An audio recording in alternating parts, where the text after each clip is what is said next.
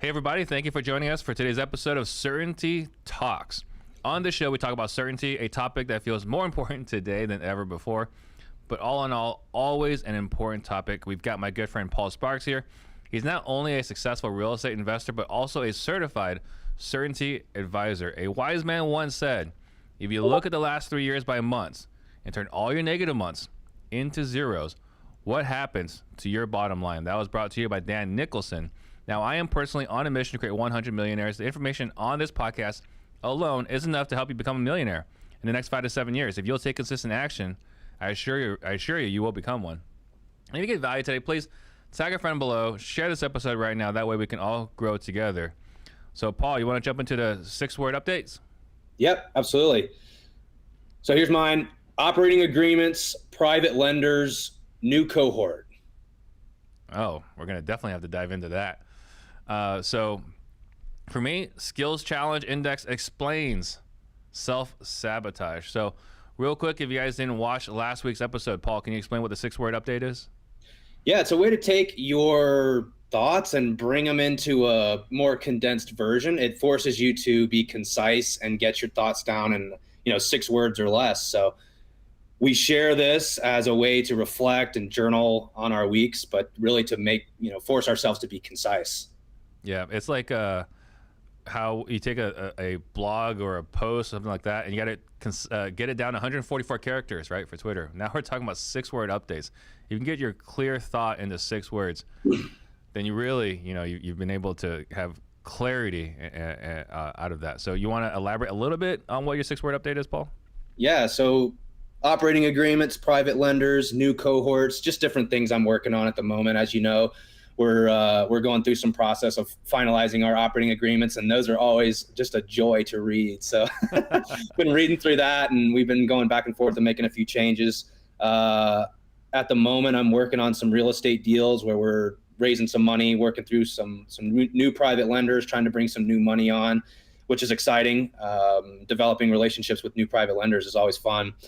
And then new cohort, we've got our next Whale Club cohort is starting on the 31st. So we're getting excited for that. We've got brand new program that we're going to be introducing. It's going to be 6 weeks now instead of 4. Very exciting stuff. We do have a few spots left in that. So I've been working to get that cohort finalized and off and running here in a few weeks. All right. And then for myself personally, I learned about the skills challenge index, which is basically you got high challenge, high skill, high challenge, low skill, low challenge, low skill, and then low challenge, high skill. And what I've learned is that I only like being in the high challenge, high skill arena.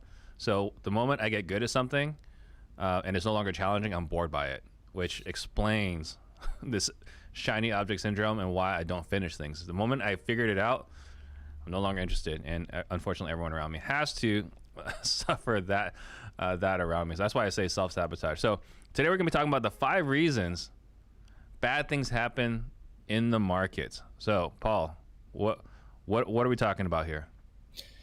Man, so whether this is crypto, real estate, stocks, whatever, if you're investing, there are certain things that we've observed that lead to bad things happening. And we've been able to synthesize that down into 5 things specifically that we want to talk about today. So, yeah. So what's the first one? Well, this is a term from Mr. Dan Nicholson. He calls it the solvable problem. So the first problem is you don't have a solvable problem. And what that means is you don't have a clear goal or understanding of what you're trying to go after here. So we talk a lot about the idea of getting closer versus chasing more. And when that's probably the number one mistake that I've made in the past and that I've seen other people make in the past is, chasing more. We see this in real estate manifest itself in wanting to grow the business and scale and scale and scale. But of course, what you really want is more time with your family, more time to pursue other interests and things. And we have a tendency to chase more. And in fact, a lot of these decisions get us further away from what we want. And so without clarity, without a clear solvable problem, you're just kind of flying blind. You're making guesses, you're gambling. In crypto specifically, we see this come out in, people trying to buy the bottom and sell the top. And really the question isn't well, should I sell? Should I buy? It's like, does this action get you closer to the things that you want, which is your solvable problem? Right. What I see in the Discord channel sometimes is like, no one ever got broke by making a profit. Right. You know, like you got to take profit. So I mean, there's so many case in points for this one, right? Like the first one is for me is I got into this business so that I could have more time freedom, financial freedom. And what I've since learned is relationship freedom and the freedom to pursue excellence, right? But once we start, we completely forget why we started. So we don't go after time freedom and financial freedom. We go after more. Why? Well, Paul just did a deal where he made $250,000. Now I need to find a deal where I can make $250,000. I saw on a podcast this guy's doing $500,000 a month. I now need to make $500,000 a month. I'm in a mastermind where these guys are doing hundreds of deals a year, or this guy has a portfolio of 500 properties. Well, now I have to go chase 500 properties. And what have I done? I am no longer chasing time freedom. I'm no longer chasing financial freedom. I'm chasing an object. I'm chasing a target that is not even in line with my target, or at least not the target I stated when I started. So have you seen that, Paul? Yeah, it's just moving the goalpost, right? It just keeps moving further and further back because of comparison. The phrase comparison is the thief of joy. Mm-hmm. And as a lot of us are type A entrepreneurs, we're competitive. And of course that goalpost moves, especially in the real estate market. There's a lot of shiny objects. It's an infinite number of things to pursue in the real estate world. Look at single family. I mean, there's wholesale, there's fix and flip, there's novations, there's seller financing. There's just all these things you can do. And of course you see somebody else doing a novation or a creative finance deal, and you're like, how do I do one of those deals? Yeah. And the question really should be, do these actions get me closer to the things that I want? And this is the problem, is there's just no clarity when we approach investing. It's this idea of chasing more. We see this in the crypto world, the phrase when moon, right? When moon. They're just waiting for it to rip, waiting for that coin to pump. And I was having a conversation with PD earlier today, and he was telling me, like, nobody can buy the top. We've been doing this for forever. These guys who've been in crypto forever, no one can buy the top because it's impossible to know when the top is. It's impossible to know when the bottom is. So what we need to get out of what the outside world is doing, what other people are doing. And we need to look internally and say, like, are these things helping us get closer to what we want?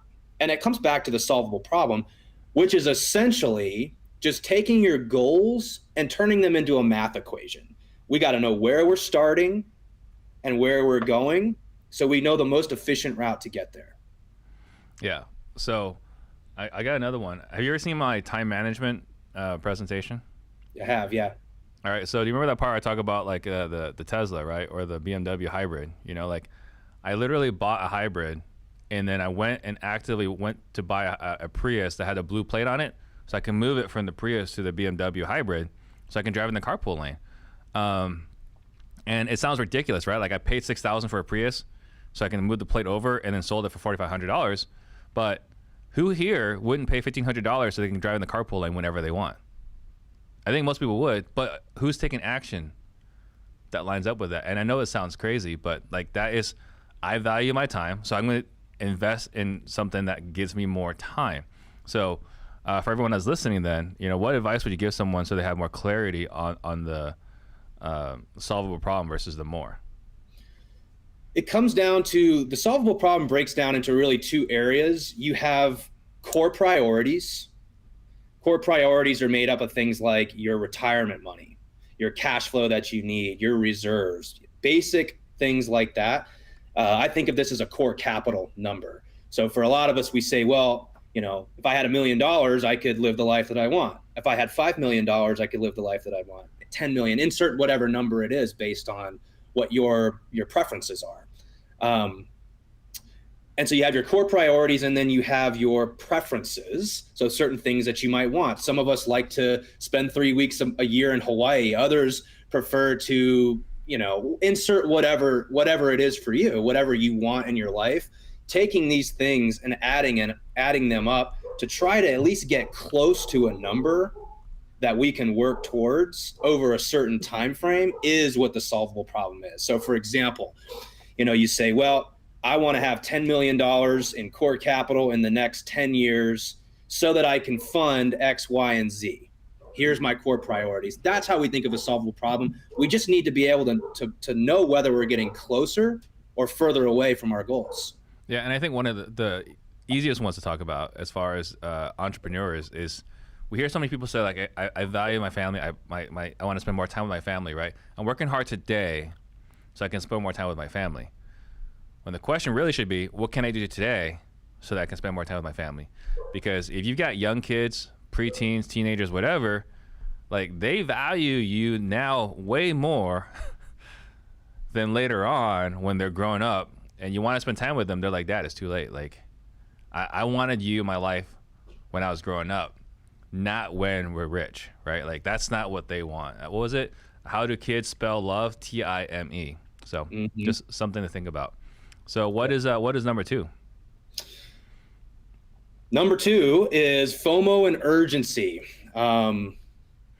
FOMO, we probably don't see this as much in the real estate space, although we definitely do. It's just heightened in the crypto world. You see, it's funny because a lot of people make buying decisions because they see stock or charts going up, right? So they buy when it goes up and they sell when it's going down, which is kind of funny. Most people, that are doing this, they're making decisions just based off what the chart's doing. And of course they have FOMO and they want to rush in. And so what we've seen, a couple things, especially with what we're teaching in the Whale Club, is people see this strategy, how to build this business treasury with passive income. And like, it just triggers something in their brain, right? And it's like, okay, I got to move a bunch of money in here. I've got to, allocate to this. I got to go all in. Got to go all in, right? And this sense of urgency, this all or nothing thinking is what blows people up. I mean, we've seen it countless times in the crypto space, buying the top, selling the bottom because, emotions take over. And so this is really just an emotional problem. It's a human problem. But I'm curious, how do you see this show up in real estate? Well, so real quick before I answer that, FOMO for us older folks, fear of missing out, right? And then I've seen this happen actually for myself personally in the crypto world as far as missing out on an opportunity to mint something, right? So Discord, if you guys are getting on the Discord, if you're listening to this and you've never been on Discord before, first thing you do is just turn off all your DMs because that's where all the scams are. So like I saw like, oh, there's a minting opportunity. Jump in here.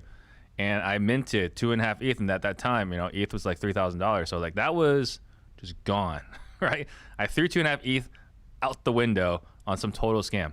As far as real estate, I mean, I think that you look at masterminds. Like maybe you're joining all these masterminds because you don't want to miss out on connecting with some people. You might be buying a course, a mentorship, or this and that. And look, I love education, right? But maybe you're buying something because you're fearing you don't have some information that you need. When oftentimes you have the information, you might need some guidance. But oftentimes everyone has the information they need. Almost all you need to know to run a successful business probably today. You just may not be taking the action necessary, and you feel like if I sign up for this, then this is going to give me everything I need to know now, right? So there's that FOMO situation.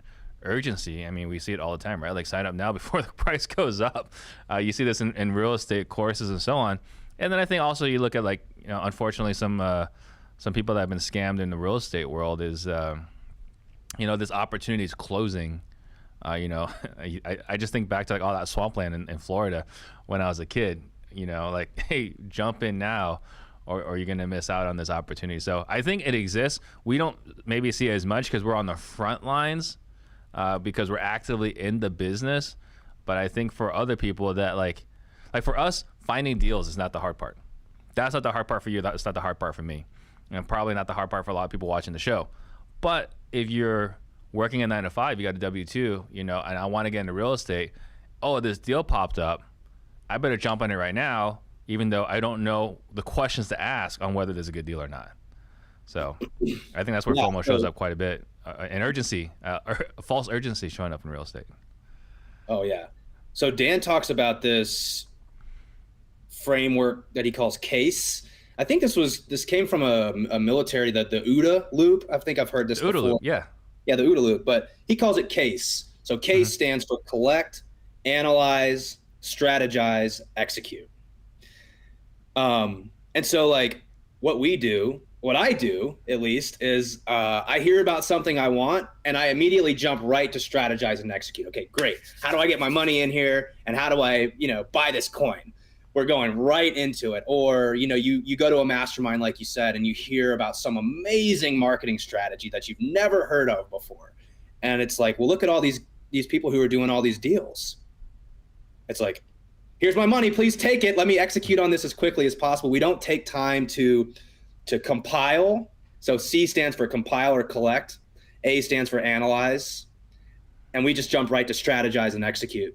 And so that was a massive eye-opening experience for me, going through the crypto world, realizing how fast I jump right to strategize and execute, and then taking it back and saying, well, where am I violating this in my real estate business? And I'm just as guilty as you. We're all humans, right? This is what we try to create as salespeople. We're trying to create FOMO and urgency. It just needs to be checked. And these are the things that can wreck people, especially in the crypto world, but certainly in the real estate market as well. Overspending on things that you think you need, when it's like really what you need to go do is pick up the phone and call some sellers, right? Yeah. But what we want to do is we want to find the next thing. We've had this fear of missing out on whatever that magic bullet is. And instead, a lot of times it's like, look, just go back to the basics, pick up the phone and call a seller. Well, you look at CASE, right? Again, compile, analyze, strategize, and execute. We don't even spend that much time in the strategize. A lot of us, we're like in the last 10% of strategize, and then we execute, right? Because we don't even look at the strategies. We just look at the tactics, right? We're like, oh, that tactic works. It's not that strategy works, right? Because strategy kind of covers like, what are the things that we have to do? Tactics is like the how do we do it? So we take the how. We don't take the full strategy. We just take a couple of tactics from the strategy and we execute. We're like, oh my God, why didn't this work? Yeah. Well, and the question needs to also be asked, like, does this get me closer to my solvable problem or not, right? And a lot of times you can immediately eliminate, something that you're considering by just asking that simple question. Does this get me closer or am I just chasing more? Yeah, exactly. So knowing your game gets you closer from Alan Walker. That's awesome. That's a great 6-word update. All right, so what's the third reason bad things happen in the markets? So number 3 is that people tend to have micro strategies that are opposed to their macro belief. We're going to need to break down some of those terms there. Yeah. Let's start with macro belief. I know you're probably familiar with this term, right? I am now. Yeah. So we talk about macro belief in terms of what is your long-term perspective. For most of us that are in real estate, we have a macro belief in real estate. We're buying rentals, we're buying multifamily. Some of us have a macro belief in commercial real estate. You could have a macro belief in crypto. You could have one in gold. You could have one in, stocks. You could have one in cash, which although I wouldn't recommend. You could have one in Bitcoin and Ethereum, right? The point is this is a personal preference on where you see a long-term store of value. Yeah. Well, and I think like the best, right, for our audience, the most applicable is we all got into real estate for, again, financial freedom, right? And this is that cash flow. Like we all got into real estate for cash flow. That's our macro belief. We all believe in it, right? Or I believe we all believe in it, right? But what's the micro strategy for most of the people in real estate? Wholesaling, right? So the active income, right? So that's the micro strategy for passive income. But the problem is we know that we want long-term cash flow and we know we want to actively wholesale to get active income. But how many of these properties are we keeping that move into from the active wholesaling into the passive cash flow? Not that many, right? There are a lot of people like, or the realtor world. Like this is like the classic case in point of violating the micro strategies not being in line with macro belief. It is shocking to me how many real estate professionals, realtors, don't own real estate. It's disgusting, right? Like you have access to deals. You have access to real estate. and you have the gall to preach real estate and sell real estate, and yet not have a rental portfolio, which is far superior to the 401k, the stock market, mutual funds, and everything else, right? So this is the classic case in point of your micro strategies not lining up with your macro beliefs. That's a really good one. I had not considered that one. But you mentioned it too about wholesaling. We got into wholesaling because we want to buy real estate. Yeah. But how many wholesalers are buying real estate? I mean, it's few and far between. Now you could argue that, you need a lot of cash to buy this real estate, and there's probably some reasons why. But essentially, you nailed it, right? A micro strategy in that case would be wholesaling. In the realtor's example, it would be selling real estate, right? Yeah. You're selling real estate to do what? Why do you want it? Where are you placing your long-term store of value? Where do you see a long-term macro belief? So, my case in point with this around, because obviously I'm, trying to figure out how to essentially use crypto to get me more real estate. That is crypto is the micro strategy, real estate is the macro strategy. So why would I invest in crypto in the first place? It's because I'm trying to get more real estate. That's it, right? Now, there are certain cryptos that I want to hold long term. That can also be part of my macro belief. But another way you might be violating this would be to say you're using crypto, and it comes back to the FOMO and urgency and not having a solvable problem. And your favorite coin, you buy it, right? And it pumps. Because that'll happen, and let's say it does 100x, like we saw Guard do, pretty much.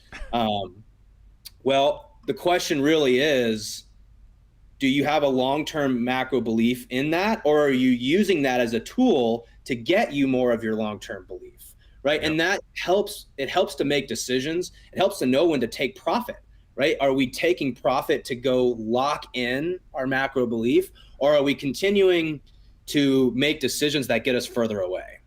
Yeah, and I think that you look at what we're talking about, the investor framework we talked about, I think last week or the week before, which is exactly it, right? Like, if you are clear on your micro strategies and you're clear on your macro beliefs, then one tool you use is the investor framework, right? Is like, knowing what I know now, would I do this again?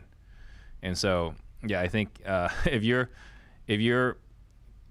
I guess another case in point right now, right, is with the investor framework is there's a lot of wholesalers of fix and flippers right now that are holding on to deals that maybe they should let go, right? Like, hey, maybe I need to chalk this up for a 20, 30K loss. And I'm also talking to myself here, right? I'm not excluding myself from this, right? But maybe I need to just take this loss now because I know my money would be better used elsewhere, right? Like, there might be a better deal that comes along that I can't take advantage of because I got my money tied up on this deal that I just need to cut ties on. Mm-hmm. Yeah, the best investors take their losses quicker. Mm-hmm.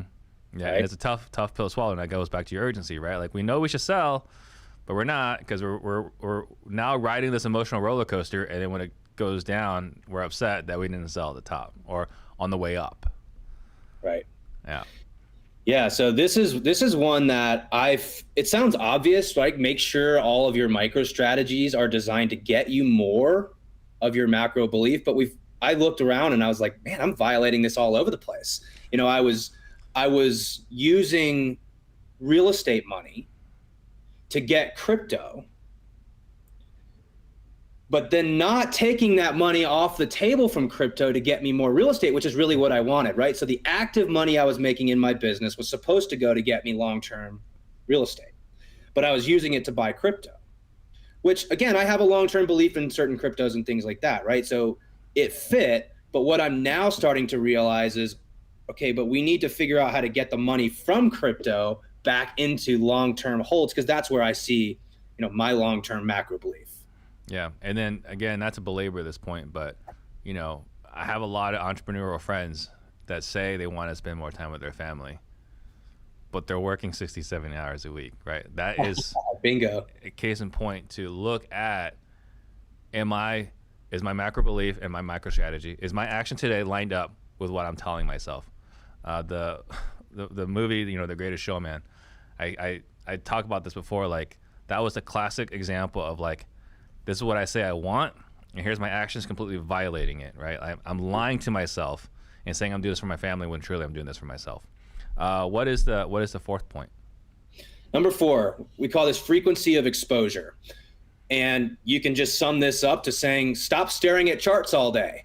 In crypto, that's what gets us, right? Is this frequency of exposure, constantly looking at data. What we've actually found is that more data is not better. What you need is the right data at the right amount of time and the right frequency of it. So I can just relate to this really well in the crypto world. It's really tough when you can pick up your phone and watch that chart. In crypto, it's so volatile, right? The price can swing all over the place, which causes a massive emotional reaction every time you're doing it. And really what you're doing is you're just trying to get that dopamine hit, right? Let's call it what it is. You're trying to look at the chart to be like, yes, another 5-10% today. But what we also know is that an equivalent gain feels worse than an equivalent loss. So, let's say you've got $100 in your portfolio and it's moving around all day and it jumps up to 110 and then back to 90. And each time, and you're looking at this every single time, right? And then it goes to 120 and you're like, woohoo, I'm rich. And back down to 8 and you're like, no, I'm poor. And it finishes the day right at 100, right where you started, right? You didn't gain anything, you didn't lose anything, but the emotional toll you've absorbed through that process is significantly higher than it needs to be. Point is like, if you just looked at that price once a day, you wouldn't have even seen all those variations. And so we find this manifesting itself in people saying, I'm in crypto for the long run. I got a long-term macro belief in crypto. And it's like, okay, then why are you looking at charts every day? Because all you're doing is incurring an emotional damage to your system. Frequency of exposure is a real thing, and I don't think you realize it until you experience it. It doesn't show up as much in the real estate world. We're not sitting here looking at the value of our homes on Zillow every day. Refresh. Tell me how much it's worth. Has it gone up in value? I'm sure there are some homeowners that do, but they'd be the minority, extreme minority. For sure. So that's what frequency of exposure is. So, and I think that kind of goes back to macro belief we were talking about a moment ago, right? So Alex Becker is someone I follow a lot, right? Obviously, I'm a Neo-Tokyo citizen. He's one of the founders of Neo-Tokyo. So I'm paying attention to that. And he just posted yesterday, like, I believe, my macro belief is that stocks are done and crypto is done until we have a major correction. So he's literally sold everything, right? If that is his macro belief, then he should not be checking anything every single day, right? He should be just, for the next month, he probably shouldn't look at anything, Bitcoin, Ethereum, or anything else. And then you got, for us, the real estate side, what is the right frequency of exposure? Maybe it's quarterly, maybe it's annual. One of the things we talked about for our realtors that we've trained is like, hey, sit down with all your clients once a year and just examine their portfolio. Give them a market update. And it's not necessarily to, you don't have to run it like what you would get from your mutual fund and a prospectus, anything like that. But there's an opportunity to sit in front of a homeowner once a year. It's like, hey, here's where you're at. And then just be top of mind. But, I think once a year, probably not as often as it should be. Once a quarter, maybe. But real estate isn't volatile like crypto is. Although, if you and I get what we want and we figure out how to effectively tokenize all properties, who knows how volatile real estate will be. Yeah, agreed. I think it shows up in real estate in ways that are slightly different than in the crypto world. You could think of this with, we manage teams, right? We have salespeople and we have businesses that we run, and I'm not going to my team every single day and saying, how many calls did you make? Now, some people do that, right? Some people, their business. Yeah. Right. So it's a matter, I think it comes back to as well, playing your game, right? There is an appropriate frequency for each player. For you guys, it might be, we're going to look at this every day. And too much would be, we're going to look at this every hour. For us, we don't look at it every day. We look at it on a weekly basis because we've got a little bit smaller routine. But you can look at this across anything. The gist here is that more data is not always better because there's fluctuations, right? So you might look at it at one point when it's up, and then you look at it again and it's down. But what we're trying to see is a trend line. And so in general, I just look at this as like, one data point does not create a decision. We can't make a decision off one data point. If you're going to make a decision, we need 3 of them to create a trend line. So we've got to look at it on an appropriate amount of time to be able to make that decision. So it's just different in every business. It's different for every player. But defining that frequency for whatever domain you're playing in is important, so you know not to look at it more often than that, because data can fluctuate, it can skew, and it can, because of that, influence our behaviors negatively. Yeah, one place it might be showing up in real estate is right now everyone's looking at the market data every single day. And it's not changing every day. It's trending. It's trending for sure. But looking at it every single day is probably injecting, again, more pain than necessary, because we already know it's going down. We already know that the market's correcting. Do we need to look at it every single day to know the market's correcting, or do we just know on a weekly basis that the market's correcting? Right. But there are some people. Looking at it every day, you're incurring this like anxiety. Oh my gosh, the market's crashing on Tuesday. Oh, the market's crashing on Wednesday, and it's like, yeah, but what is that? How does that influencing your behavior?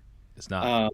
All it does is doing this for the long term, because we know that the markets go like this. They fluctuate. That's how markets work.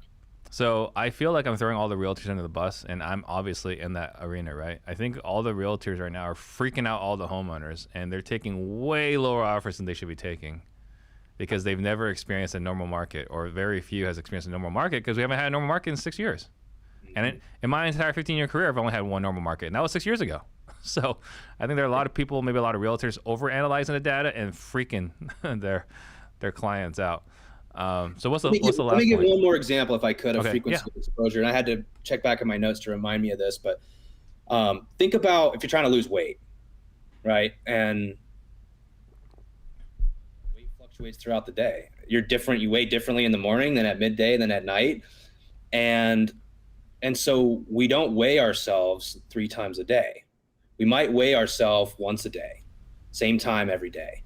We might weigh ourselves once a week, because, I know that throughout the week, like I'll jump around, between 175 and 180. Like I could literally be jumping, depending on the time of the day, depending on what I ate previously, like I will move through that spectrum. And you might look at the data and you're at 180, and then, at night, right? And then the next morning you look at it and it's like 175, and you're like, I'm losing all this weight. But then you look at it the next day and it's back to 180 again. So the point is, if you look at data too frequently, it can lead to misleading results. And so we have to define that frequency that's appropriate, because it wouldn't make sense to weigh ourselves 3 times a day. No. And, Paul's in good shape, so it doesn't matter what time he weighs himself. For a heavier set person like myself, I only weigh myself in the mornings, because that's the best number of the day. It just hurts my feelings if I measure it after lunch. So after lunch, after dinner, it's a worthless statistic, only in the mornings. So before we get to the 5th point, these are things that we talk about in the Whale Club. These are things we talk about at our live events. We've had Dan Nicholson here. We've had Nick Peterson on here, right? Like, these are the kinds of things we talk about, again, in the Whale Club at our live event in September next month. So what's the 5th point? Number 5, we say asymmetric risk and reward. So this actually brings us back to the barbell that we talked about last week. And what do we remember about the barbell? It's a bimodal strategy, which basically means, think about a barbell. If you're lifting weights on a barbell, you don't load weights in the middle of the bar. It would be really tough to pick that barbell up if you were loading weights in the middle. We load them on the end. So it's either here or it's here. And on one side, we have reliability, which means we want to know consistently what the results are going to be. So, Nick said it well last week. If you don't know on Sunday how many hours you're going to spend in your business that week, it's not reliable. It's a job. It's volatile. It could take, 40 hours of your time. It could take 20. It could take 60. We all have been in these businesses, right? I mean, I still am trying to get my business to be more reliable. So we have the reliable side, and then we have what we call asymmetry to the upside on the other side. And the best way I've described this is there's a lot of upside and very little downside, right? How do we manufacture situations where the upside is massive, but the downside is really small? And what we see is there's a lot of ways to take advantage of that. This is what we teach in the Whale Club. These are the frameworks that help us make these decisions. And so I'll give you a great example. Let's say you've got a business where one of our businesses, right? So one of the things I'm deciding right now is whether to keep going with direct mail. Because we'll spend, let's say, $15,000 a month on direct mail. And if we get a deal, it pays it off. It pays for that, right? Let's say it's a 2-to-1. Our average deal size can be somewhere in the $25,000 range. So let's say it's just 30, right? We spend 15 and we make 30. But we could also spend 15 and make 0, right? It's marketing Very without the so. right systems can be very unreliable. Now, for some operators, direct mail is extremely reliable. We spend X, we get Y.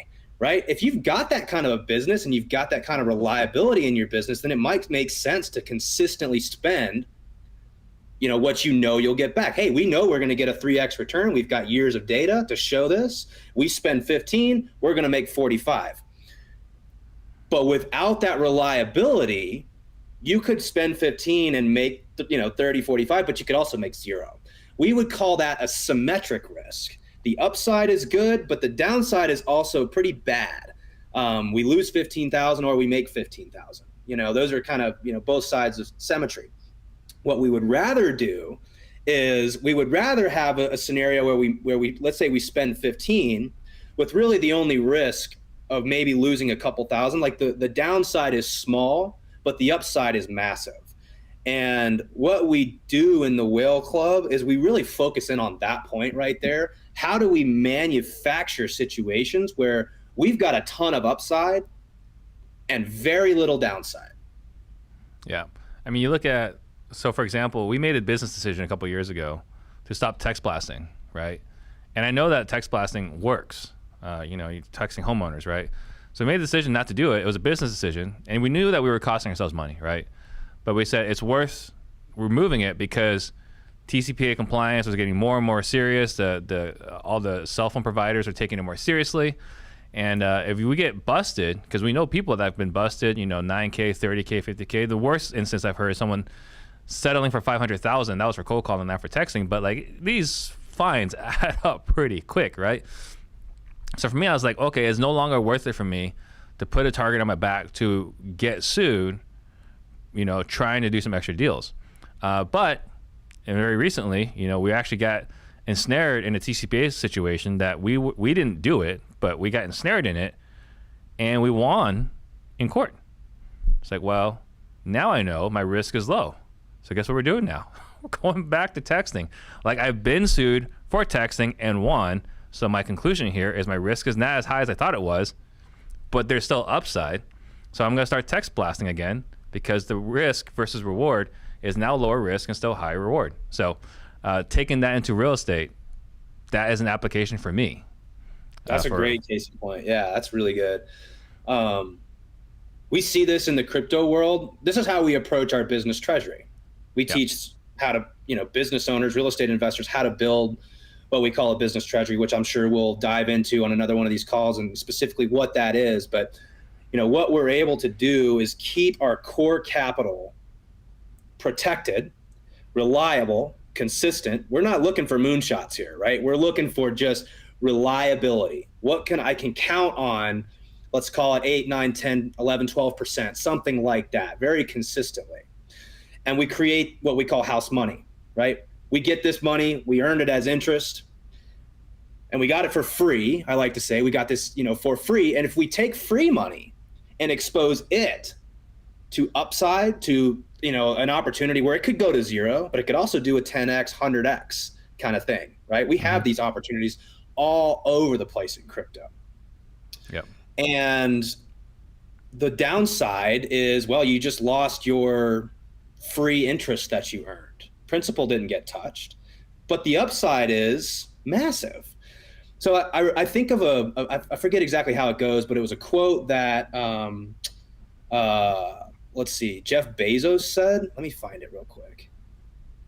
Let's see. He says, if you have a 10% chance of 100x return, you should take that bet every time, even if it's going to feel bad 9 times out of 10.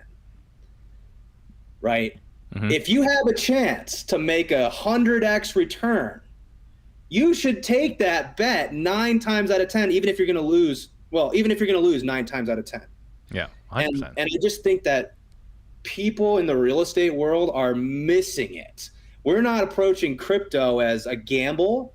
We're approaching it as like, how do we create house money that we can then expose to asymmetry to the upside? Yeah.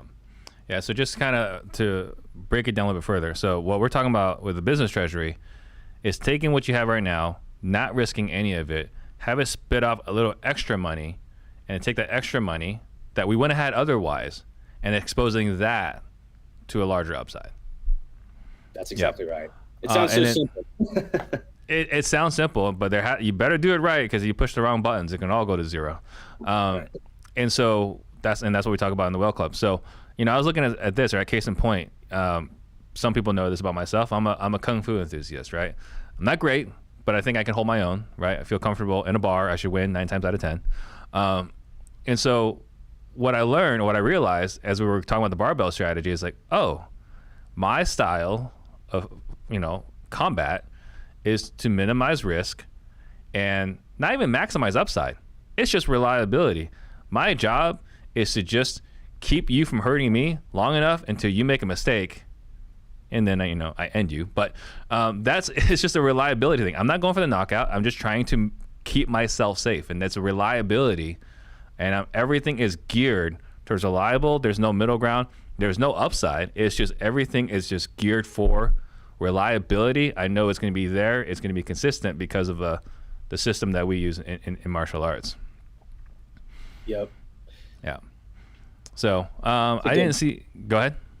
It's a good one. I really like that one. That one I think about quite a bit, and it really frames, I think, how we approach our investing. Our investing strategy is very much informed by number 5 there. How do we create asymmetry to the upside, which is basically just like, how do we tip the scales in our favor so that the upside's big and the downside's pretty small?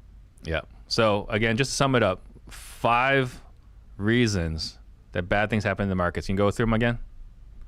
5 reasons. So number 1 is you don't have a solvable problem. You've got to have a goal that you turn into a math equation so we can know whether we're getting closer or we're just chasing more. Number 2, FOMO and urgency. We got to slow down. Crypto is a dangerous space, and so we have a tendency to rush and to be move into something very quickly. We see this in real estate masterminds where it's the next big thing, and we got to get in, we got to do it right away. So we got to be careful of that. Number 3 is we got to make sure our micro strategies are in line with our macro belief. Otherwise, we're getting further away from the things that we want. Bring it back to, the entrepreneur who wants a business that can support more time with his family, yet he continues to hire more and more people and expand into more and more markets. Scale. Yeah, it's scale. It's like, well, this is chasing more likely and getting you further away from what you say your macro belief is, which is time with your family. And that can be applied to really any asset class. Number 4, frequency of exposure. More data is not better. We've got to define the appropriate amount of data that we need in order to inform our decisions and stop chasing data because we want dopamine hits. And number 5 is we want asymmetric upside and reward. So we want to take bets that have a really high upside with a really low downside, or they're very, very reliable. Yeah. So, those are all great points, things that I learned recently in learning from Paul. So Paul is the certainty guy, and he's been teaching me these principles. So I really appreciate it. And if you guys want to learn more, right, we talk about this and many other principles as well at the Inside the Whale Club, right? Go to blockchainwhales.com, and then our live events in September, we got, again, myself, Paul, Dan, and Nick.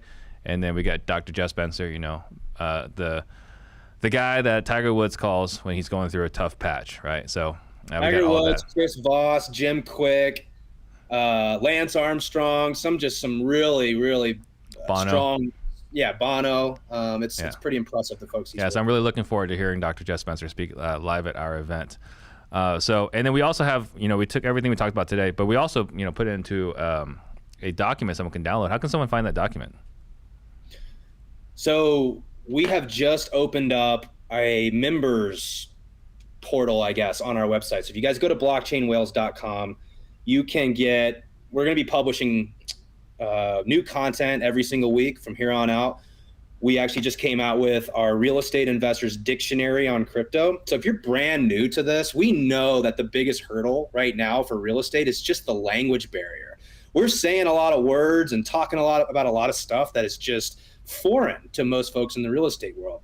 So we've taken the time to take those words and define them so people can really understand what we're saying. So go on that website and check out that PDF right now. And then today, I believe we just got up the 5 reasons why bad things happen in the market. So you can read in depth, a little bit more about this. And if you're interested in this type of stuff, this is what we talk about and teach in the Whale Club.